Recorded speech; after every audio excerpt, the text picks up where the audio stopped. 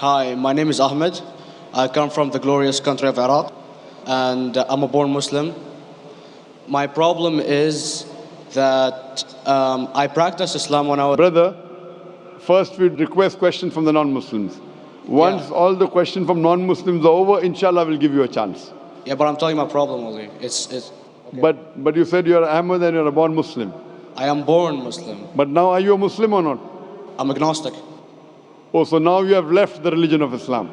Yeah, I'm confused. Okay, fine. If you have left the religion of Islam, you can ask the question, brother. Okay.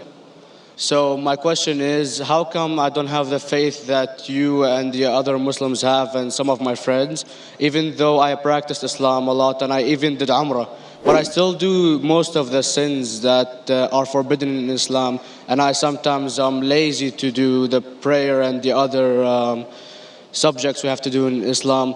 I have read many books and about other religions and conspiracy theories and documentaries and such. I even have seen your own videos on YouTube, and there are many questions that go around my head about Allah and the Messenger and Muslims in general. And basically the most important question is, you said in one of your debates or questions that Allah is the creator and He's uncreated. But I have realized, how can the uncreated exist? And if He exists, how can we notice Him? How can we see Him or hear Him or feel Him or know of His existence if He's uncreated in our own dimension or so? That's one of the questions. Brother Ahmed said that he is a born Muslim. He comes from Iraq. He read the Quran, he read the books, but he commits many sins. He believes, maybe sometimes he's agnostic, and he's lazy for praying.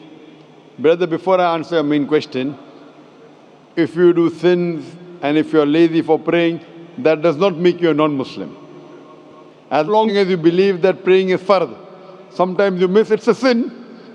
It's a major sin that you sometimes don't pray, but that doesn't make you a non-Muslim. If you say praying is not required, then you're doing kufr. But if sometimes you do sin, sometimes minor sin, sometimes major sin, it is haram, it's forbidden, but that does not throw you outside the fold of Islam. There are sometimes waswasa of the shaitan asking you, you're a Muslim, but this is wrong in Islam, this is wrong. And it does deviate the person's mind. At that time, maybe your iman may be low. But these things should not make you consider that you're non-Muslim. Regarding a question that I mentioned in my speech, and you're right, that Almighty God is the creator, but He Himself is uncreated.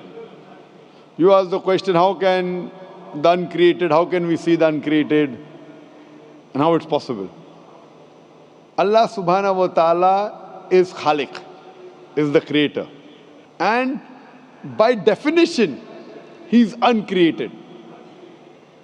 Because normally people say that when they try and prove in logic that everything has a creator, who created this table, the carpenter, from where he got, from the tree, who created the tree, so it goes back to Allah. So when many of the people try to convince an atheist, they try and say that everything has a creator, and then they get trapped when the atheist asked him who created Allah. So if you hear my tapes, I never go that way. I ask the atheist that how did you come to know about the universe? How did you come to know about the functioning of the stars, of the sun? And he says, and goes back, that the creator. So it's the vice versa. So if you know how to deal with logic, you don't trip over this problem with the atheist trap, the Muslims or the believers, by saying who created Allah. By definition, Allah is uncreated. And if you ask the question, who created Allah? If you have heard my tapes, I give the reply, that suppose a person comes and says that my brother John. Yeah, I know, I saw that, I heard that's funny, but I mean, how does he exist if he's uncreated? Not that is Allah. Yeah. That's the difference between you and Allah. How does he exist? Means he was existing. He doesn't have a beginning. You and I have a beginning, that's human being. So that's the difference between us and Allah. You can't say that Allah has to be like us. If Allah is like you and me, why should we worship Him? I see, but have you heard of the phenomenon, the Big Brother? used by various orders and political agendas to control the people and such by implementing it into multiple gods, and then later on it became a monotheistic religions all over the world to make it easier for Big the Brother, people to... sorry, I've never heard of the religion Big Brother. It's not a religion. It's like a theory, an idea, basically. For What does it example, say? yes. What does this idea say? What does it say? Is that when you have a big brother, it's easier for you to live life.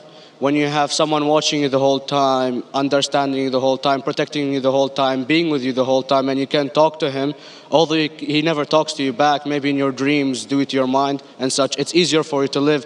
While a human who does not have a big brother and is not easily controlled into doing so and is having complete freedom is a danger for the major ruling powers and such. What does this say? I don't understand. Big Brother may be there, Big Brother may not be there. What does it have to do with Islam and God? What does it have to do? Because basically Allah is watching you the whole time. So you want to say that Allah is like a big brother? Indeed, you use him for your protection so you won't be scared. You know what I mean? See, this is the hypothesis. Hypothesis. If you have heard, how do I convince an atheist? If you have heard my answer, that you said that you're agnostic, you're atheist. Yeah. So first thing I do to an atheist is I congratulate him. What? I congratulate him. Have you heard my answer of atheist? Yeah, you congratulate them and stuff. But I haven't seen your debates with the atheist. I just saw your answers on some questions. Fine, so you haven't seen the answer of atheist? No, but I've seen your debate with David William Campbell. And that David William Campbell is not an atheist. Yeah, yeah. Now when an atheist tells me he does not believe in God like your theory of Big Brother, yeah, and if you believe in that theory, I will ask you, first thing I do to the atheist, I congratulate him. You know why? yeah, because they think and they don't follow what their parent does and such stuff like that. No. I congratulate him because he is not doing blind belief. The other people are doing blind belief. He is a Christian because father is a Christian. He is a Hindu because father is a Hindu. Most of the Muslims are Muslim because father is a Muslim. He is thinking. He says there is no God. He has said the first part of the Islamic Shahada, La ilaha. The reason I congratulate him is because he has said the first part of the Islamic Shahada, Islamic Creed, La ilaha. The only thing I have to do is illallah, which I shall do inshallah. So if you have heard my answer, an atheist becomes an atheist because he believes in science, he believes in logic. Or I ask him that if an equipment is bought in front of him, which no one in the world has ever seen, and if the question is asked, that who will be the first person who will be able to tell you the mechanism of this new equipment? What is the answer? Of course, he's going to tell you the producer or the maker of this equipment. Creator, producer, maker. So when we ask him questions that how did this universe come into existence, he will talk about the Big Bang. This what we're going to talk is already mentioned in the Quran 1400 years ago in Surah Anbiya chapter number 21 verse number 30. Avalam yaral lazina kafaru anna samawati wal arda kanat ratkum fataqnahuma. Do not the unbelievers see that the heavens and the earth were joined together and we clove them asunder. This what you came to know 50 years back is mentioned in the Quran 1400 years ago. Who could have mentioned that? Well, in various civilizations in like 2000 or 5000 BC before Islam came or Christianity itself, there was various civilizations that are good in astronomy and they know more about our solar system than we do now, sadly. Brother, your knowledge of science is little, not in-depth. I do agree. There are certain things which were known as hypotheses. For example, we came to know, we were proved that the earth was spherical in 1577. I know that in 6th century BC, there were Pythagoras who believed that the earth was spherical.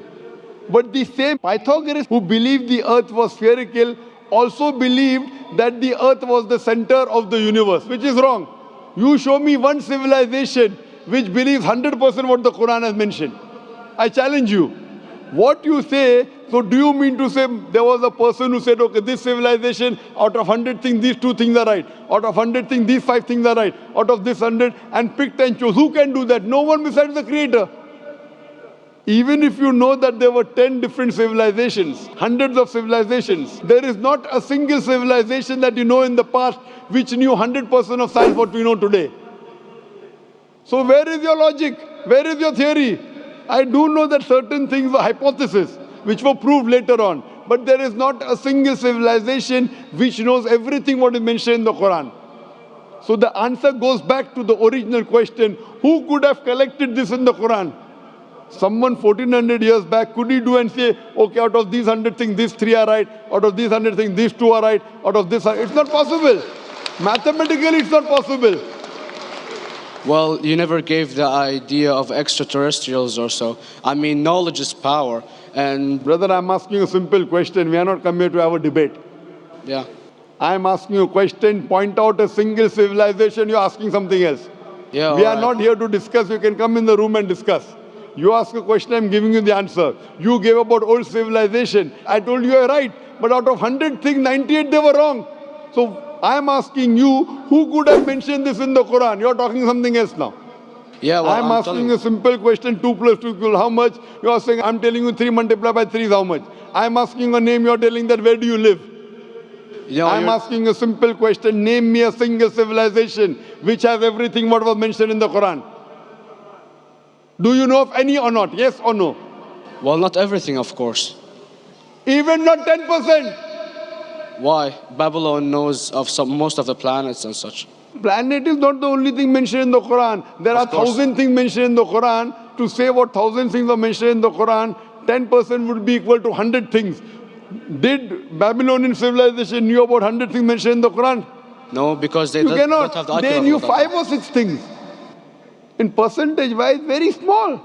So of course. Who can be the author of the Quran besides the creator to know what is right, what is wrong? Today science has established the hypothesis mentioned by Babylonian so many centuries back is today proven. So these were hypotheses in the past, which out of them many have been rejected, some have been accepted. So to collect all which is 100% correct has to be from the creator and no one else. Hope that answers the question.